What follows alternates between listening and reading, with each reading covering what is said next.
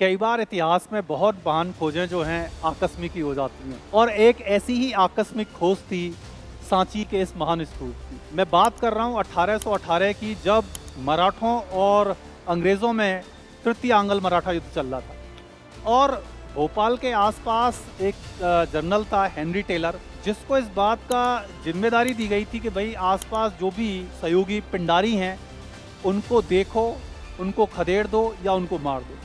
तो उसी अभियान में जब ये लगभग भोपाल से 40 किलोमीटर दूर क्षेत्र में घूम रहा था तो कुछ गांव वाले उनके पास आए, जिन्होंने कहा कि सर आस-पास कुछ एक ऐसी संरचना है जो हमारी समझ में नहीं आती।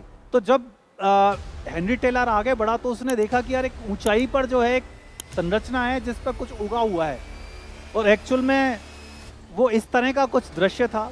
हालांकि ये फोटो 1856 के हैं, लेकिन ये 1818 में भी ऐसे ही थे।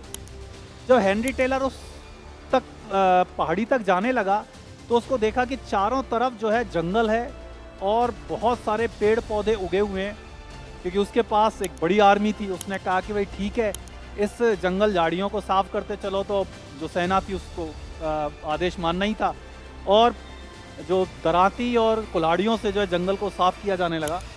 और जब वो ऊपर टीले पर पहुंचा उसकी आंखें जो है आश्चर्य से फैल गई। उसने देखा कि एक बहुत शानदार संरचना लगभग ध्वस्त होने की स्थिति में खड़ी हुई है और ये वो संरचना थी सांची। तो सांची की खोज हुई है इतिहास में, वो एक सैनिक अभियान के दौरान आकस्मिक रूप से हो गई।